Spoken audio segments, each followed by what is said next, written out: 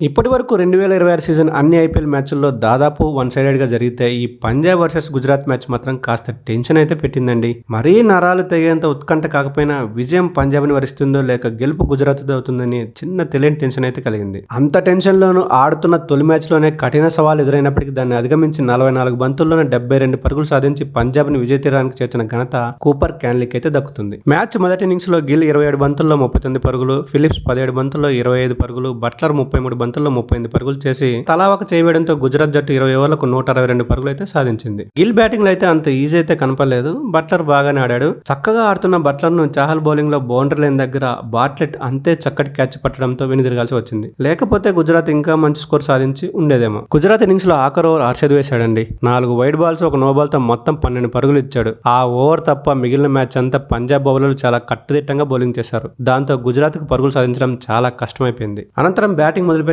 Punjab Kings మొదట్లోనే prions Arya wicket అయితే కోల్పోయింది. అయినప్పటికీ ఐపీఎల్ లో మొదటి మ్యాచ్ ఆడుతున్న కూపర్ క్యాన్లీ ప్రభు సిమ్రాన్ తో కలిసి గుజరాత్ బౌలర్లను ధీటుగా ఎదుర్కొన్నాడు. వీరిద్దరు ఎడాపెడా షాట్స్ కొడుతూ రెండో వికెట్ కి 76 పరుగుల భాగస్వామ్యాన్ని అయితే నెలకొల్పారు. ప్రభు సిమ్రాన్ అవుట్ అయ్యాక క్రీజులకి శ్రేయస్ అయ్యర్ అయితే వచ్చాడు. జనరల్ గా అతను షార్ట్ బాల్స్ ఆడడంలో కొంచెం ఇబ్బంది పడుతుంటాడు. అది అతని వీక్నెస్ అని భావించి గుజరాత్ బౌలర్ అశోక్ శర్మ సంధించిన 2 బౌన్సర్లను అయితే చక్కటి సిక్స్లుగా మార్చాడు శ్రేయస్. 12 ఓవర్లు పూర్తయ్యేసరికి పంజాబ్ స్కోర్ 2 వికెట్లకు 110. జట్టు గెలవడానికి 48 బంతుల్లో 53 పరుగులు కావాలి. ఇంకేముందిలే పంజాబ్ అలవోకగా గెలుస్తుందిలే అనుకుంటున్నప్పుడు రంగంలోకి దిగాడండి ఇంపాక్ట్ ప్లేయర్ ప్రసిద్ధ్ కృష్ణ. అతను వేసిన మొదటి బంతికే శ్రేయస్ ను బలి తీసుకున్నాడు. అప్పటి నుండి పంజాబ్ వికెట్ టపా టపా పడిపోయాయి. అసలు అప్పటిదాకా ప్రసిద్ధ్ చేత ఎందుకు బౌలింగ్ చేయించలేదో మీకేమన్నా తెలిస్తే కాస్త కామెంట్ చేసేయండి. 12 ఓవర్లలో 2 వికెట్ల నష్టానికి 110 పరుగులున్న పంజాబ్ స్కోరు మరో 3 ఓవర్లు ముగిసేసరికి అంటే 15 ఓవర్లు ముగిసేసరికి 121 పరుగులకి 6 వికెట్లకు కోల్పోయింది. అప్పుడు మొదలైంది పంజాబ్ ఫ్యాన్స్ లోను డగ్అవుట్ లోను ఒక తెలియని ఆందోళన. ఒకవైపు కూపర్ క్యాన్లీ నిలకడగా ఆడుతూ జట్టును విజయం దిశగా తీసుకెళ్తున్నా సరే